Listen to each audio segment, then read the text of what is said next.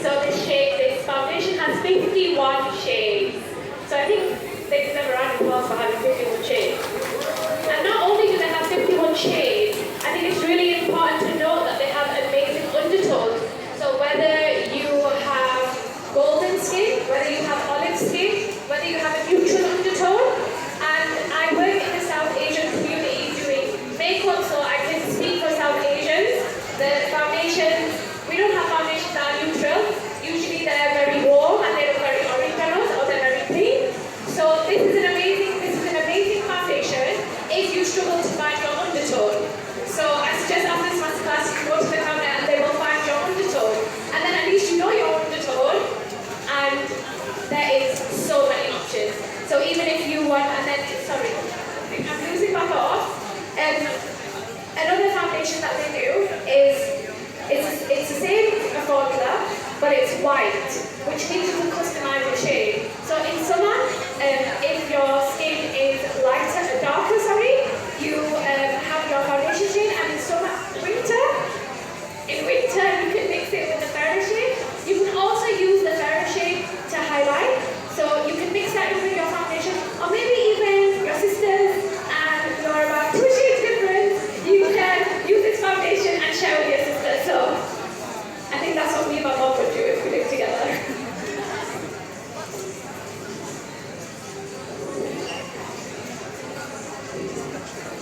So I actually use the foundation brush when I do my makeup today. This foundation is a brush where if you need to do your makeup on speed, this is the brush. So it's angled, it fits really well in the middle of the eyebrows, around the eyebrows, so it's going to really help make your application flawless, quick, and also detailed.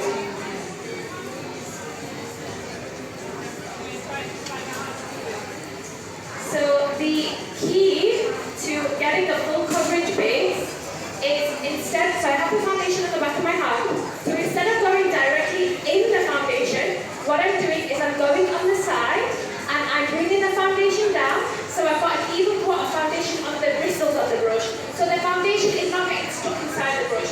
You don't want to take your brush and go right into the foundation, because you've lost all your foundation inside the brush and you have a lot of product build-up. And I hope you're all cleaning your brushes. Yes. Yes?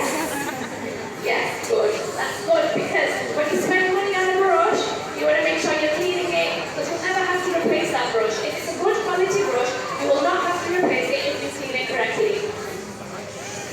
So as you guys can see, I'm putting in the foundation on Zara, and what I love about this foundation, and your shade in particular, it's a warm shade, so what it's doing is keeping out any of the dark tones in her skin. So when you're somebody who's from an Asian background, or an Arab background, or even a black background, you struggle with pigmentation. So you do need that warm shade to correct. And the good thing is, like, I'm not actually using the color corrector, the foundation is doing it all for me. And another way you can use your brush to get the best coverage, instead of swiping, you can stipple the brush where you need extra coverage. So if you're somebody who suffers from breakouts, instead of swiping, I would recommend stipple the brush to get coverage.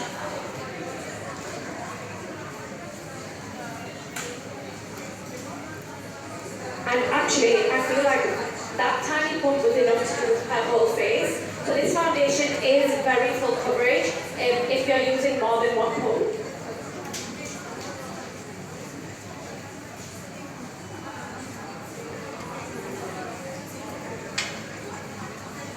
So again, on the other side, we're swiping to get the coverage.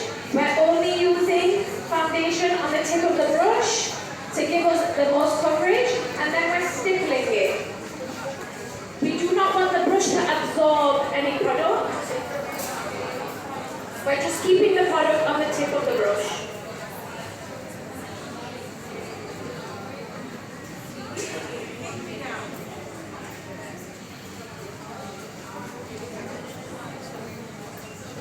So how do your lips feel, Zara? Really nice. I've had the lip oil on from the beginning, and it's still really hydrating, and it's not sticky. So So the lip oils don't